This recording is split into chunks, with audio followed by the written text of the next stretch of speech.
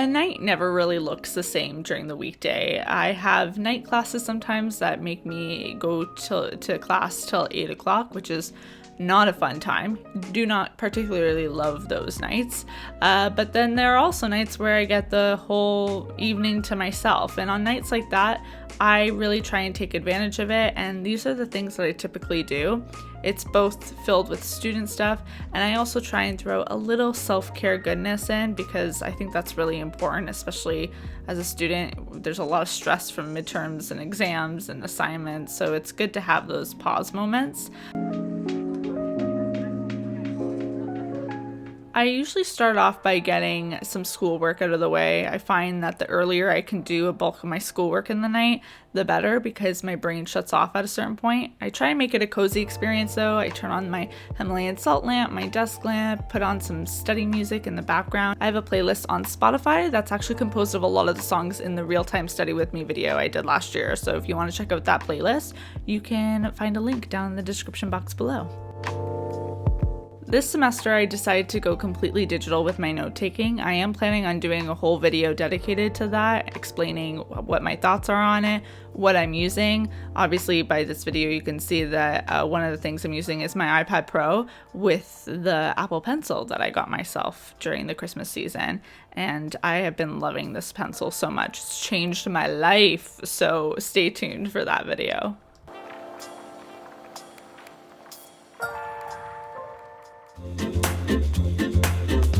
On this particular night, and to be honest, on most nights, I want a quick dinner, which is why I've been trying to meal prep. Keyword there's trying. But tonight I went for another quick option, which is roasting zucchini. You just put it on a baking sheet, drizzle it with olive oil, season with salt and pepper, and give them a nice loving massage, and pop them in the oven, and life is good. They're super tasty, and you know, better than buying fries at McDonald's, which is always tempting. So my zucchini is all ready. I'm just waiting for the oven to preheat. I was gonna pair it with potatoes, but I think I'm gonna do some pasta instead. With a nice olive oil vinegar dressing. Oof, so good. This will probably go in for 20-ish minutes. So at the 10-minute mark, I'll probably start on the pasta, and I'll have a delicioso dinner ready, which is great because my stomach is growling. It's very angry at me.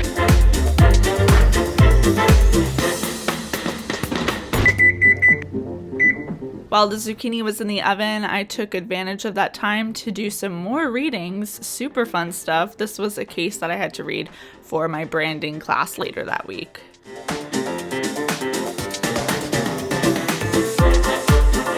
These are looking good, so excited. I'm sure I've made this dressing like a million times on camera. Olive oil, balsamic vinegar, Dijon mustard, salt, a little bit of pepper, and that's pretty much it. Sometimes I throw in garlic powder. I'm not a huge tomato sauce kind of gal, so that's why I tend to go for more like olive oil based dressings for both, like not just salads.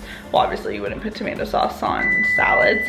But oh, there's the zucchini. Zucchini's done. Got a few more minutes here for the pasta. But yeah, as I was saying, not that I don't like tomato sauce, it's just not what I like to make on like a everyday basis. Typically every night I'm also on the phone with my mom, giving her a little catch up on my day, hearing about how her day went. It's kind of a nice little thing I look forward to at the end of my day, is chatting with her. This dish genuinely just turned out so well. It's been a while since I paired zucchini and pasta together, but it makes me want to do it more. I also added some mini bocconcini balls just to add a little pizzazz, a little something, and I ate this in a record amount of time. Right after I was done though, I had to do dishes, which was upsetting because it's one of my least favorite things to do. But I am one of those people that need to do them right away, or else I can think of nothing else but the fact that dishes are in my sink.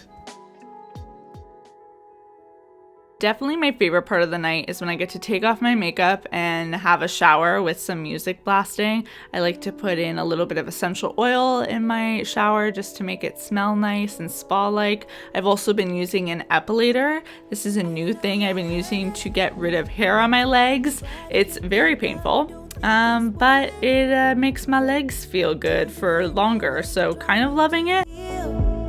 But you like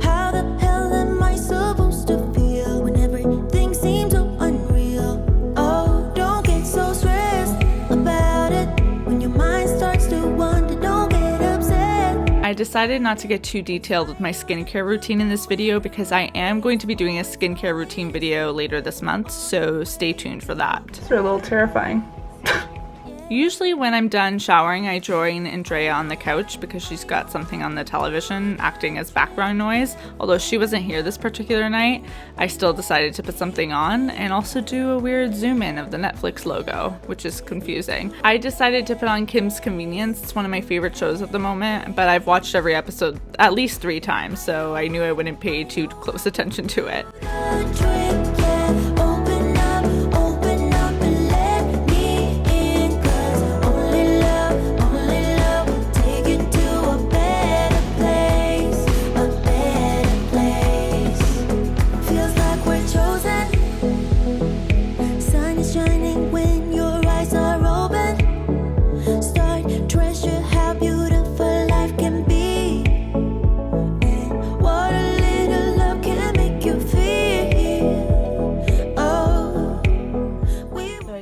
Filling out my 5-minute journal, which I've talked about before on this channel. It's a gratitude journal. Love it. It will be linked down below. But this new one that I picked up is a Q&A a day journal, and it's actually a 5-year journal. So each day there's a question prompt. For example, say it is the day of July 5th. The question is, what is your motto? So in 2019, you'd write it down, 2020, 2021, 2022, 2023. And then each year you get to see how your answers change. So this one is teacher, student. What was the last wedding you attended? April 18th, write down a problem you solved today. April 17th, what do you think is your biggest shortcoming? So there's some fun, goofy questions, but there's also some really, I don't know, thought-provoking ones. So I think it'll be neat to see, especially next year and the years after, if I commit to this, how my answers change. Plus, it's a great way of like recording memories and also kind of recording your growth. So I've been doing this lately at the end of the day with the gratitude journal. Now that those 2 are done, I'm actually going to read a little bit of First We Make the Beast Beautiful by Sarah Wilson. This is the book that I'm reading right now. I'm kind of attacking it a bit slowly because I just want to really digest everything about it. It is a new journey through anxiety, and it tackles the topic of anxiety. So I think I'm going to try and do 40 pages tonight, and then I will be going to sleep. My hair is so fluffy right now. Jesus. But before I read the book, I'm also going to put on this lip sleeping mask from Laneige. Oh, it's not going well. Reminds me of like some sort of childhood chapstick, and I want to eat it. Put a little bit on, and that stays on overnight. So my lips stay super nice because it is winter. And lately my lips have been needing some moisture. Well, that is it for me. That is my night routine. It is a student night routine with some self-care thrown in there. I hope you guys enjoyed it, and if you did, be sure to give it a big thumbs up. Let me know in the comments below. Let's think.